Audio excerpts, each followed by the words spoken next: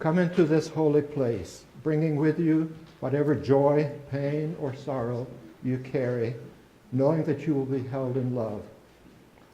Come into this holy place with open mind and open heart, being willing to be shaped by what you encounter here, because you will be held in love. Come into this holy place, willing to hold others in love, because the love you bring is part of the love that holds us all. Come, let us worship together.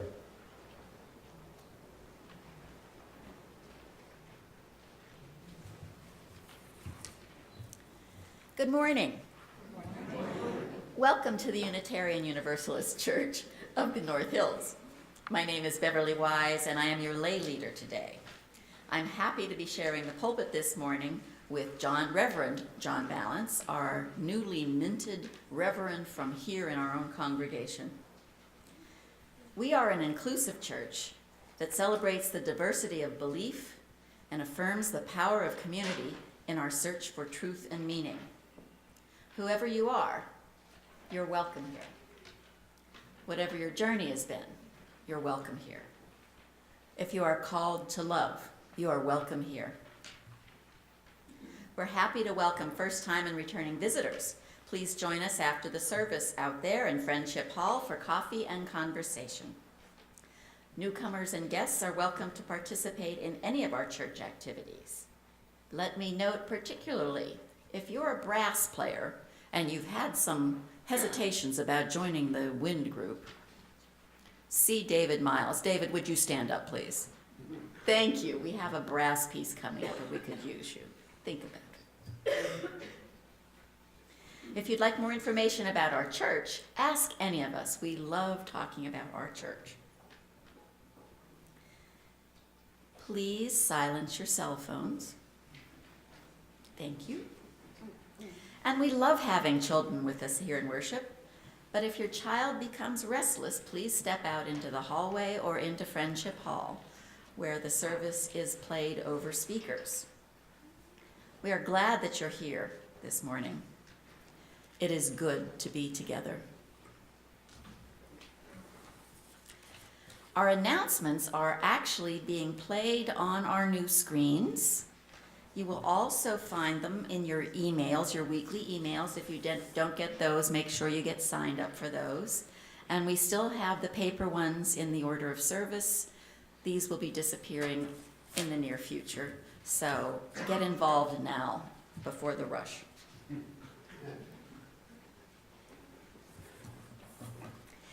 Joys and sorrows will be done by the yellow cards. If you haven't filled one out, they're in the basket at the back, and Lynn Richards can pick them up if you have some that you haven't filled out yet.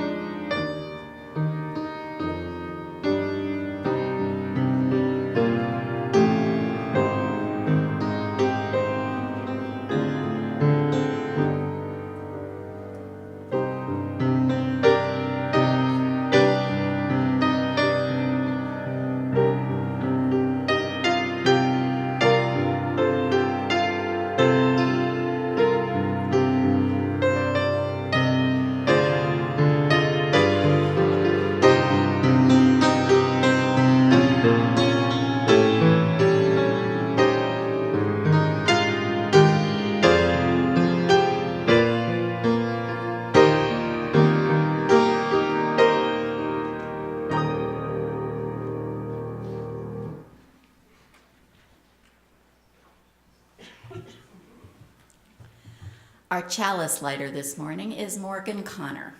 She's a triple threat. She sings, she dances, and she acts. And if you don't like the way she acts, watch out, she knows Taekwondo.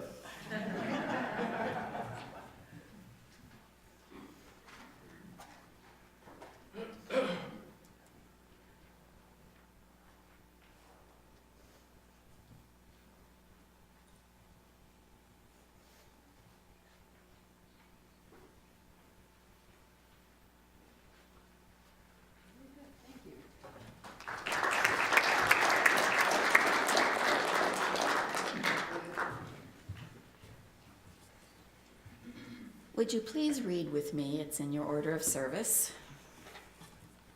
Love is the spirit of this church. This is our great covenant, to dwell together in peace, to seek the truth, and to help one another. For our opening song, you will see the words up on the, yes, we will see the words up on the screens. We don't have the music, but Adam, our new pianist, isn't he wonderful, will be playing it through once, and then we can all join in. Please rise in body or spirit as you are so moved.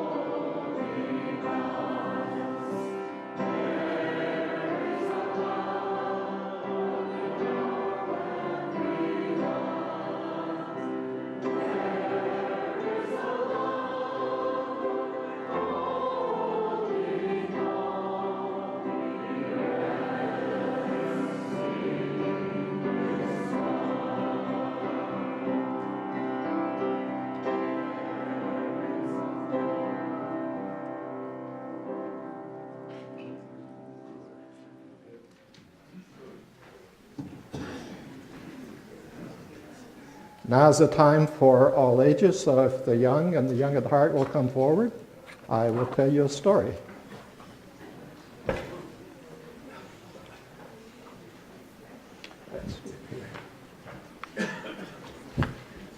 Guys, come in close so I don't bite. Addie, come on up, come on up, come on up.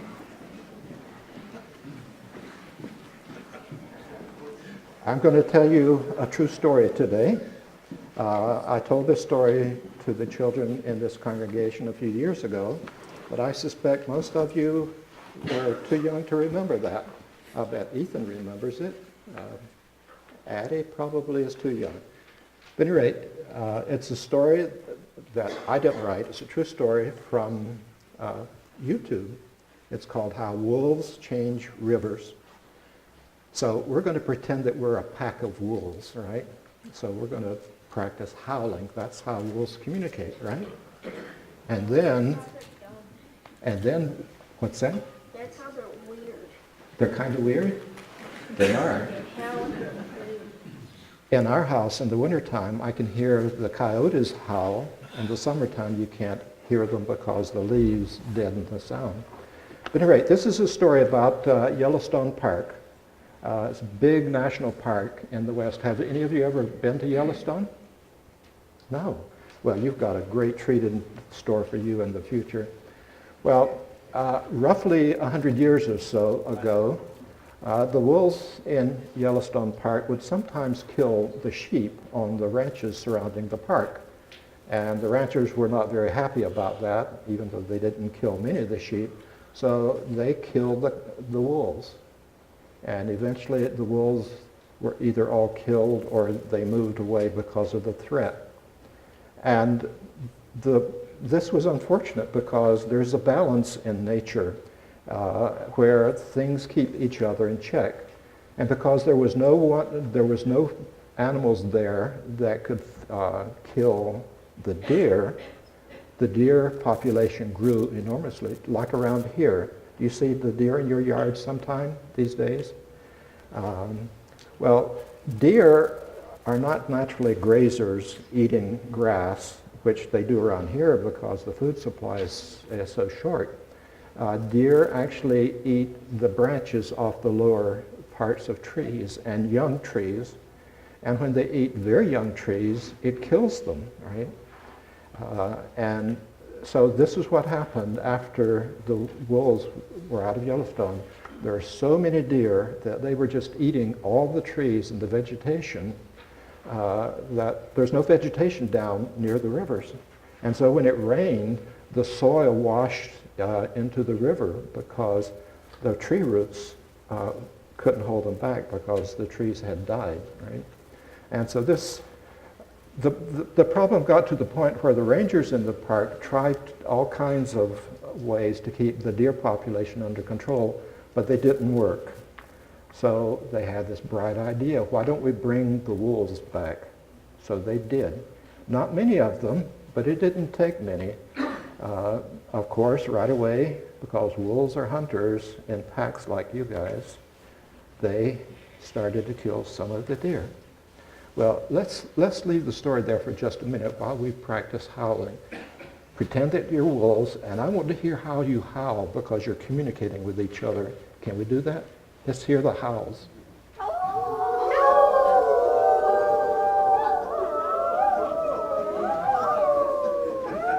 That's pretty good. Okay, now let's see, since it's communication, let's see if your parents can howl as good as you guys do. Okay, so you guys, it's your turn to howl back at the kids.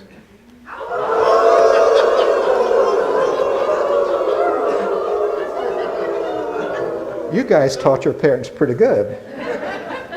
Okay, so let's try this again. You guys howl at your parents. Hey, you're pretty good wolves. All right, let's hear the communication, guys. Some of you guys are too embarrassed. Okay, back to the story. So even though there were very few wolves, and even though they killed a few deer, that wasn't the big effect. The big effect was that the deer were smart enough that they're not going to stay down in the valley next to the river. They went up in the hills away from where the wolves would usually be. And interesting thing happened, because they weren't down in the valley, the trees, the seeds that came from the trees fell on good soil and they sprouted. And these are trees like aspen and willow and cottonwood. They grow very, very rapidly. So in a matter of a few years, the trees were pretty tall down next to the river. And because there were tall trees there, songbirds came and nested in the tops of the trees, right? And because the songbirds were more plentiful, hawks that feed on songbirds came back. And beavers came back because beavers used the wood from trees to build their lodges in the rivers, and they also like to eat the bark. But even though they cut down some trees and eat some bark, it's not nearly as much as what this large population of deer were doing. So the beavers dammed up the rivers, and this caused deep pools to form in the river, and so there were more fish, and there were turtles and crayfish, and all kinds of aquatic animals, and muskrats, and so forth. Yes?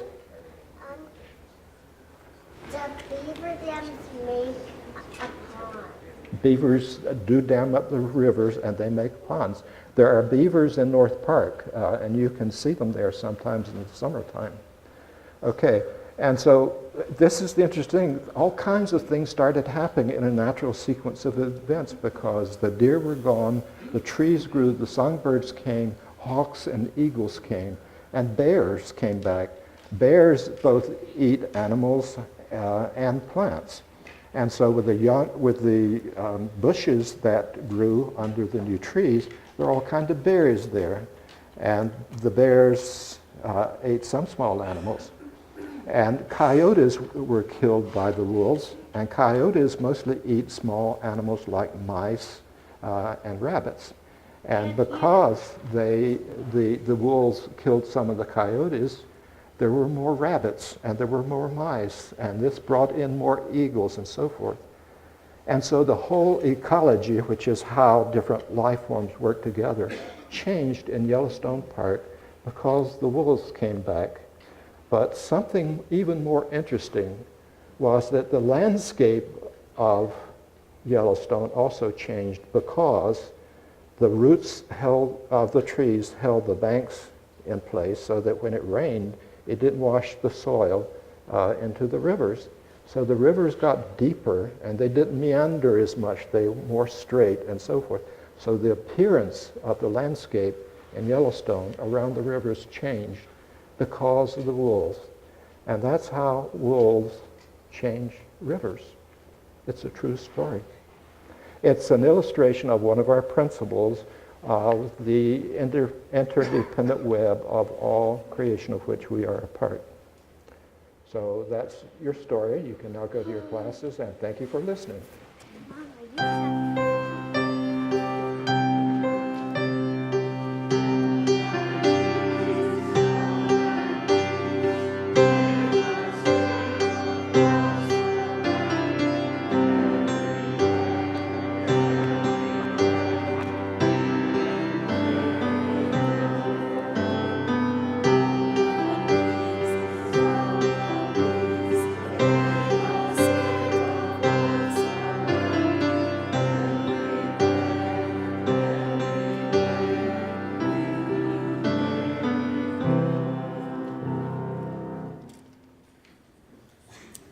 Joys and sorrows will be conducted this morning by the members of our lay pastoral care team, Lynn Richards at the mic, Joyce Kepner in the sand.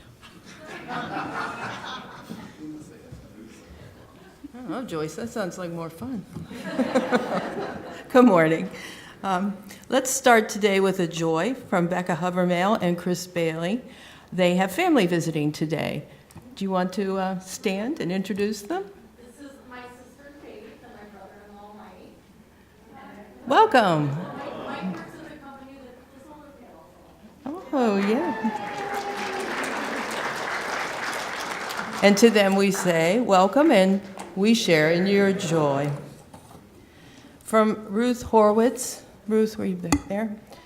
Ruth sends a sorrow today. She tells us that her sister-in-law has cancer of the brain and spine and is in the hospital getting radiation treatment. Ruth, we're holding you in our hearts. I don't think Judy McCauley is here today, but Judy also sends us a sorrow. Judy's mother remains in passive and ICU, recovering from pneumonia. She's slowly improving, but everyone's continued thoughts and energy for healing are welcome and needed. So to Judy we say, we're holding you in our hearts. A joy from Kip Ruffel today. Kip's back there. Just for today, he says, my head, heart, and soul are filled with gratitude. He is thankful for the tears, fears, loss, laughter, and joy. He's thankful for it all. And Kip, we share in your joy. Joyce will place one more stone for all those joys and sorrows that exist in our hearts but remain unspoken. Could you please read with me the responsive words that are up on the screen or in your order of service? Let us hold in our circle of caring each person here. Let us hold in our hearts those who are unable to be here today.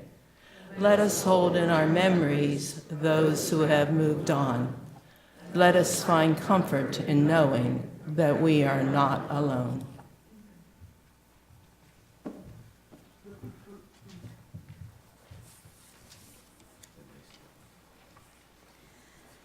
The generous contributions of the members and friends of this congregation make the vibrant life of this church community possible.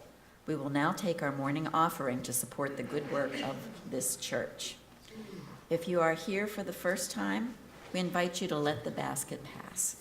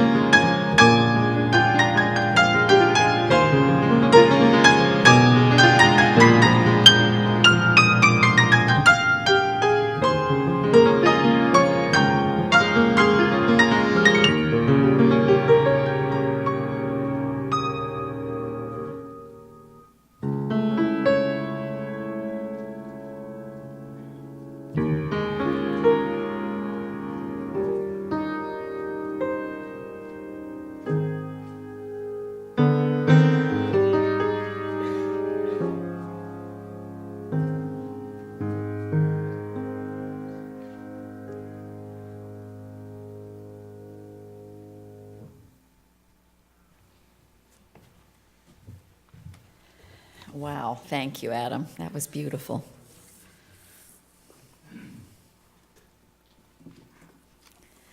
It's time someone told you that with all your flaws and weaknesses, you are an extraordinary person, well worth being loved.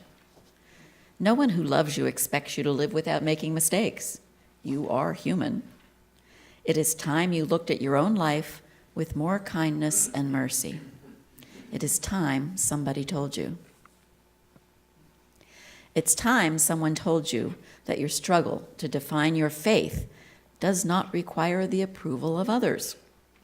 We are happy you are here with the rest of us, each struggling to find his or her own answers. We are all striving to be as faithful as we can be to the truth that we understand. No more is required of any of us. As you come closer to what is ultimately true and life-giving for yourself, you bless others. It's time someone told you that the hard work you are doing to come to terms with the issues that challenge you is inspiring to others because you are being a role model by taking responsibility for your own needs rather than presuming to tell others how to go about solving their problems. It is time somebody told you. It's time someone told you how wonderful your laughter is. It is made even more beautiful because it is clear that you are laughing with us and not at us. It's time someone told you that you are beautiful and that your inner peace shines in your face. It's time someone told you how much they love and need you, how much your generous spirit helps them see the path to their own destiny. It is time somebody told you. Most likely, messages of acceptance, affirmation, and love have always surrounded us. It is hard enough to become aware of these life-giving and life-affirming messages that remind us that we are loved.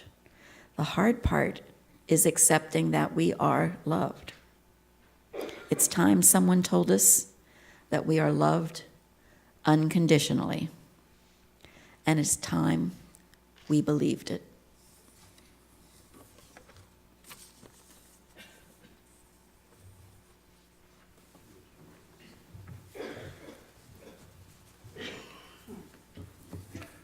I invite you into a moment of meditation or prayer as you prefer. I use a mantra to get myself centered, which I will share with you, but feel free to use whatever mantra works for you. I say to myself over and over again, may I be filled with loving kindness. May I be whole. May I be peaceful and at ease. May I know that I am loved. So, take it away, folks.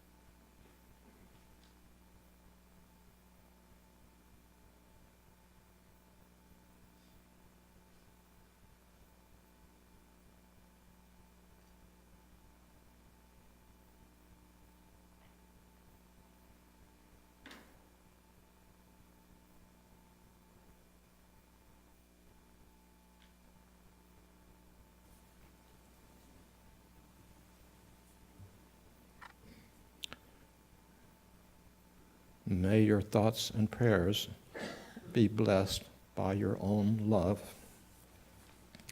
A brief introduction to the anthem to follow. Afterwards, please do not applaud. This is an absolutely beautiful piece, and the choir does it so wonderfully. So just let the music sink into your soul. If I don't forget, I will give you the opportunity at the end of the service to show your appreciation to the choir. Thank you.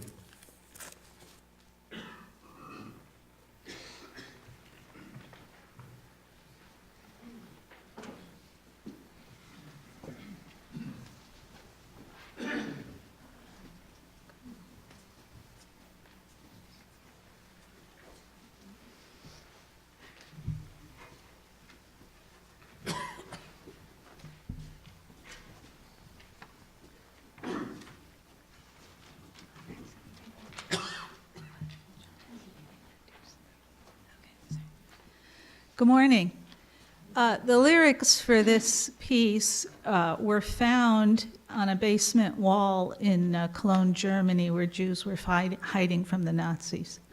And the lyrics are, I believe in the sun, even when it's not shining.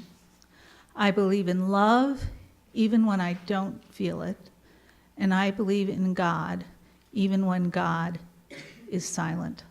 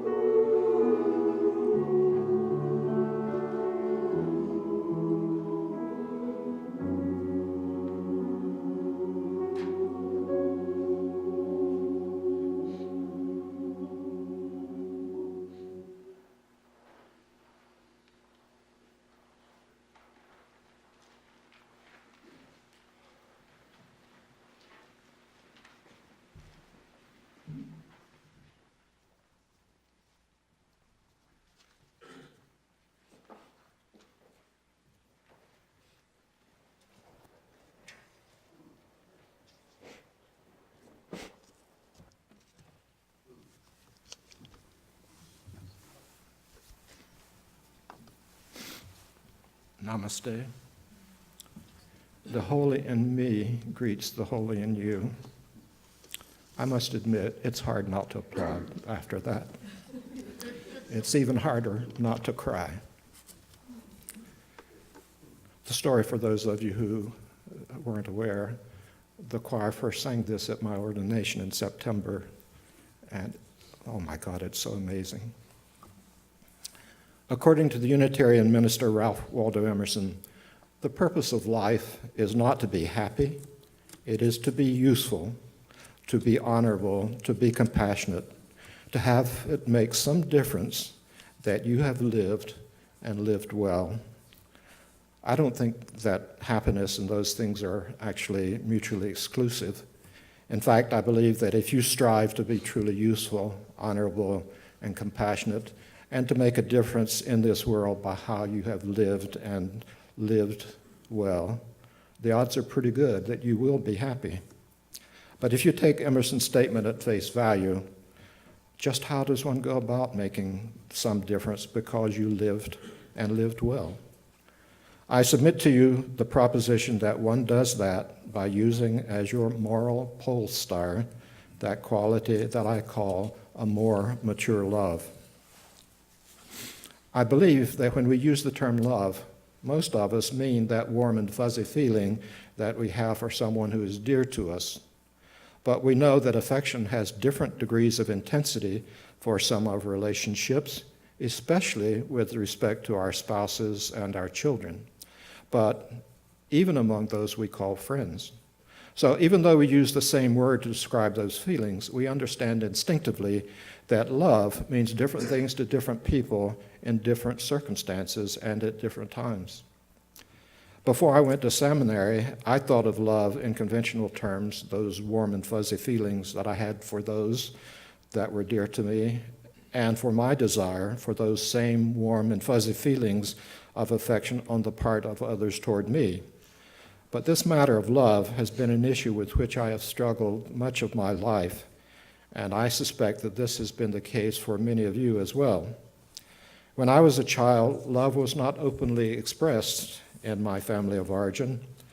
I was not conscious of feeling a sense of deprivation as a result of the absence of the expression of affection until I met a woman in graduate school who became a good friend. She brought me into her family circle where love and affection were openly and naturally displayed. Moving to emulate such open displays of affection was the beginning of a major transformation in my life, one that continues to this day. I will always be grateful for that liberating grace. There's a gentle irony in the fact that my friend's name was Grace. All of the branches of the Abrahamic faith use the word love in many ways, all of the branches, where clearly different things are being suggested. For example, the quotation from the Gospel of John given at the top of today's order of service, where Jesus, on the evening before his crucifixion, says to his disciples, "A new commandment I give unto ye, that you love one another. As I have loved you, that ye also love one another. By this shall all men know that you are my disciples, if you show love one to another." The commandment for Christians to love one another appears at least 13 times in the New Testament, so there's no question that this was an important issue in the early church, and I think it remains so in the modern Christian church as well. Despite the attention to love in the Bible, what is meant by love is not spelled out, but its intended meaning or meanings cries out for definition.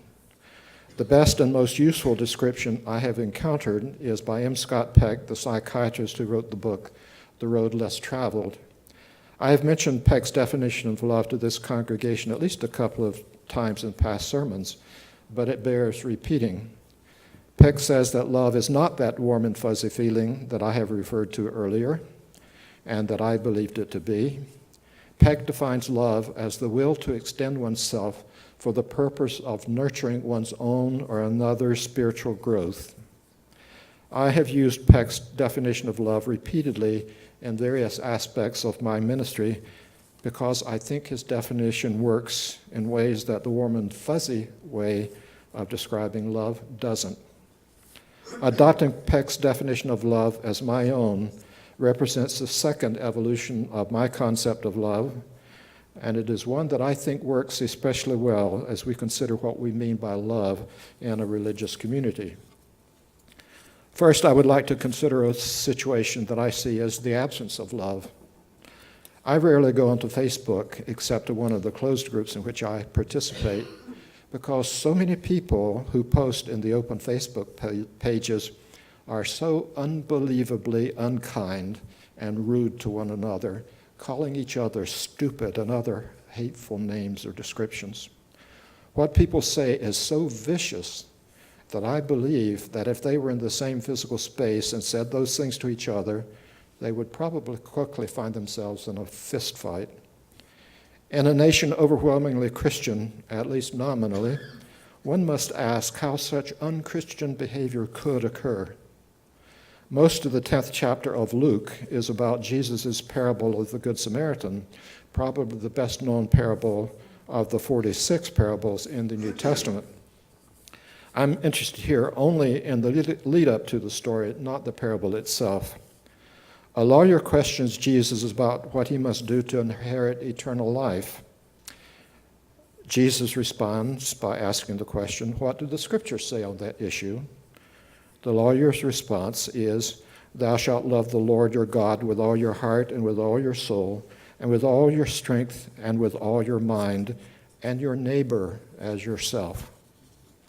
I believe that most Christians would interpret those that they interface with on Facebook as neighbors, at least in the sense of the parable that Jesus told.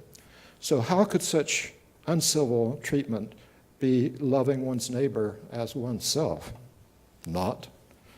The tragedy is that in many cases, they are, in fact, showing as much love to their Facebook neighbors as they show themselves, because they are not showing sufficient and proper love for themselves.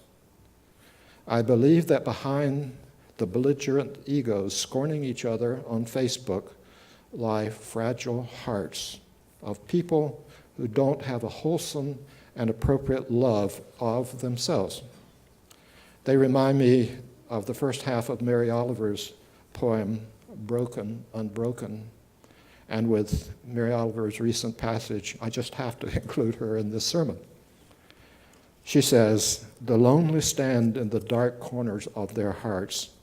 I have seen them in cities and in my own neighborhood, nor could I touch them with the magic that they crave to be unbroken. Then I, myself, lonely, said hello to good fortune. Someone came along and lingered, and little by little became everything that makes the difference. Oh, I wish such good luck to everyone. How beautiful it is to be unbroken. Those unkind and unfortunate souls on Facebook seem to have landed on the bankrupt wedge on the wheel of fortune rather than on the more mature love wedge, where one can be kind because one has become unbroken. For most of this sermon, I want to focus on the issue of a more mature love in a religious community and in concrete ways. It's not particularly valuable for us to talk about a more mature love in an abstract way. Martha Munson, a previous interim minister at UUCNH, once told me, as a minister, I have to like everyone in the congregation. As a minister, I don't have to like everyone in the congregation, but surely I have to love them. I don't know if Martha had actually encountered Peck's definition of love, but she called out her responsibility to love the congregants of this church in a way that was an exact embodiment of Peck's definition of love. Martha's way of responding to her being commanded to love the people in this church, as I think she understood it, taught me yet another higher level, more mature love, as reflected in the ministerial practice of setting boundaries. Ministries are susceptible to burnout because sometimes they do not set their boundaries in a way that enables them to constantly replenish their energy and their spirits. Most ministers are actually introverts who are required to function in the public sphere as if they were extroverts. Even though they may be quite outgoing, the constant necessity to take care of the emotional needs of so many people in the congregation wears them down. They need solitude to recharge their batteries. However, the pastoral care needs of congregations are so relentless that ministers who have not developed a well-functioning boundary are susceptible to disillusionment and burnout because they are not taking care of themselves. A minister who sets his or her boundaries in a proper way is demonstrating, in my view, a more mature love that protects their own well-being and ultimately the needs and benefits of the congregants. I believe that most ministers do actively love the congregants they serve, but in the sense of Peck's definition. I think it's critical that we understand clearly the concept of a minister setting of their boundaries and our responsibilities to respect those boundaries.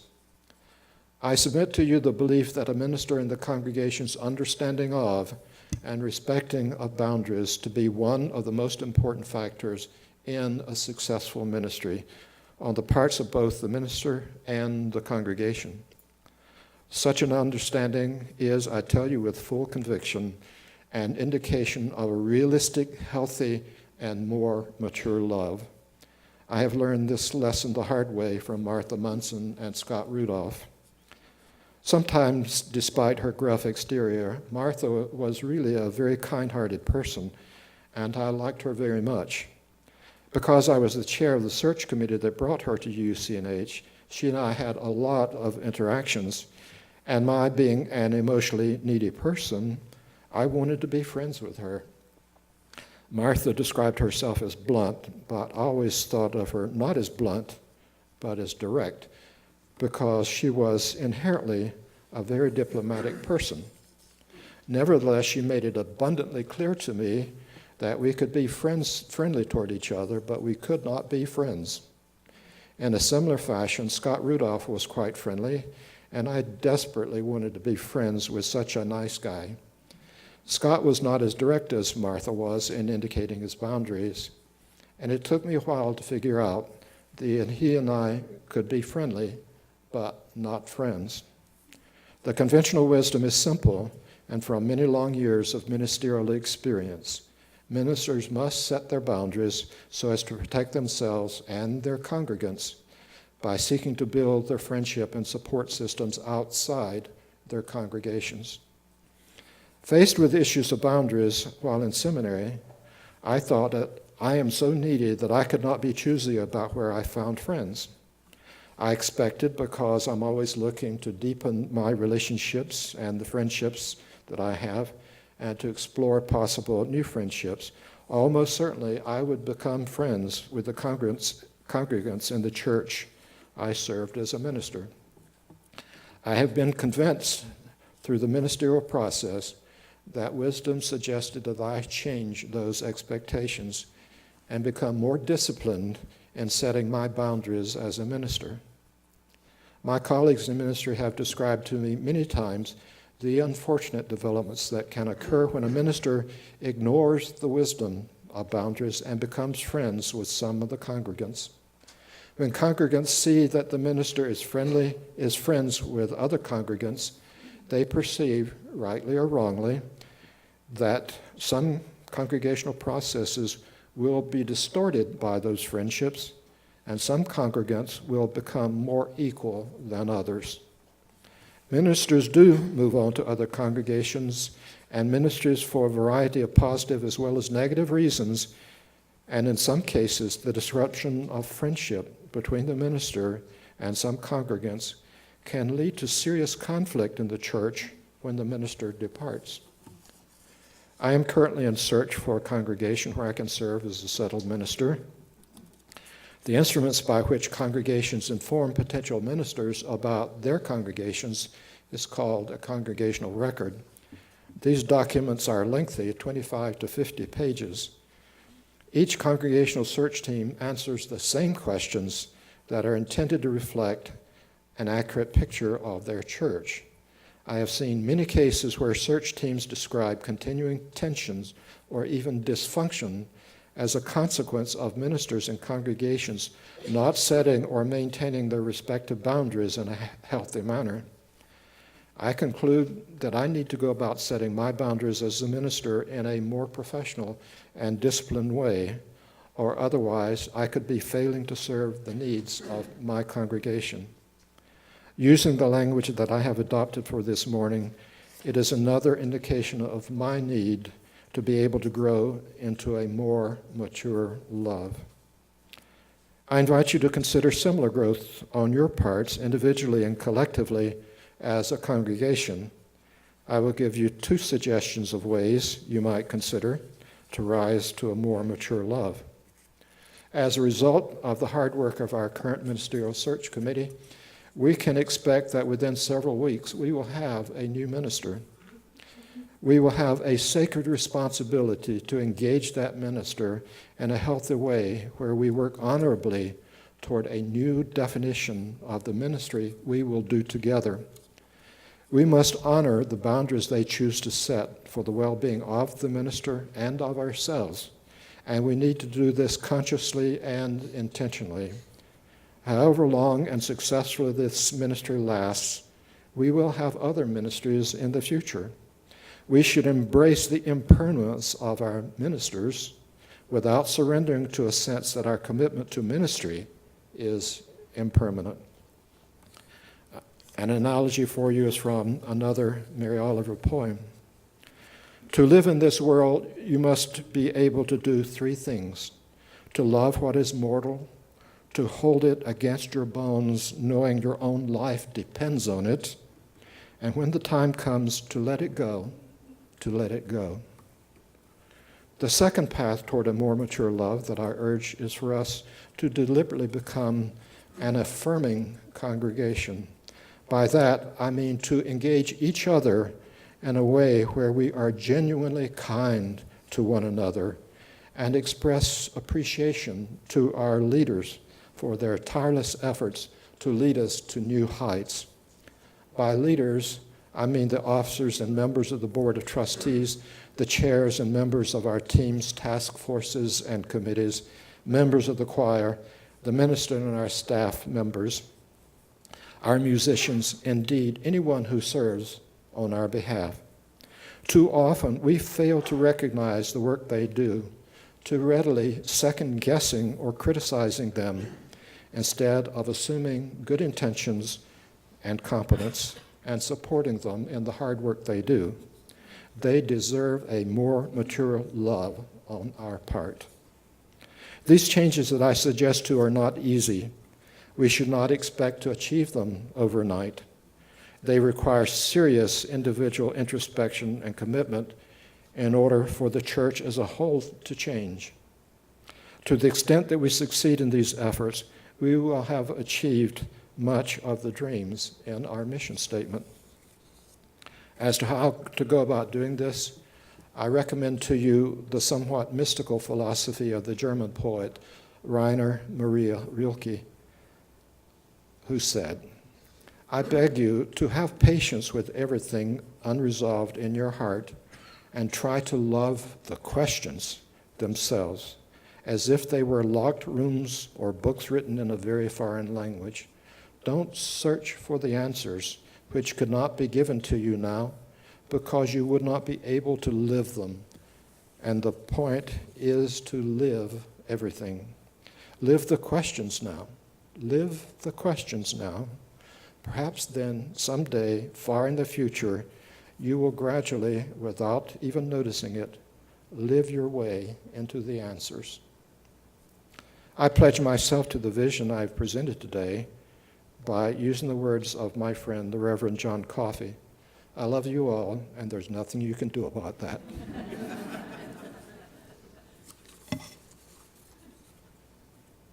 Our closing song, which I chose because my wife loves it, is 1064, Blueboat Home. Please rise in body or spirit.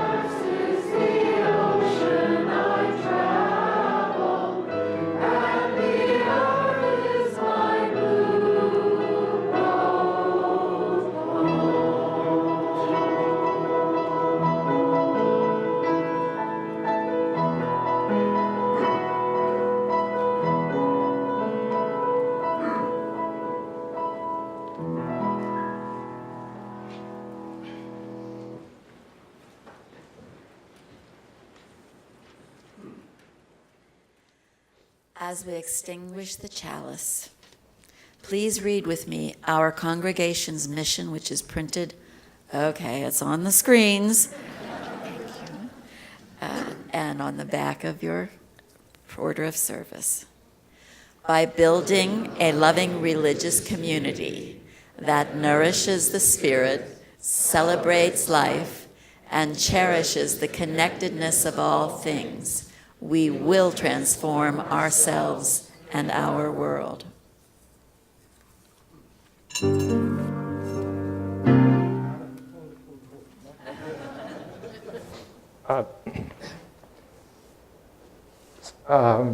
Before I do the benediction, would you please show your appreciation for this wonderful choir?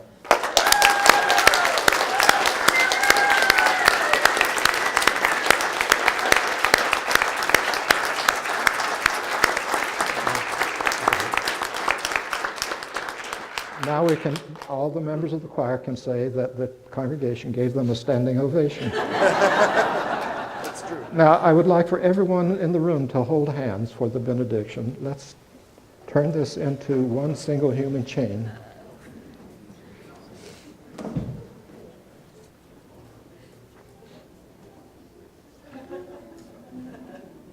Friends, if you came seeking love, may you have found it in your heart. Let it grow. Let it spread. It's the most important thing in life beyond life itself, I assure you. Go in peace, but after the postlude. Please be seated.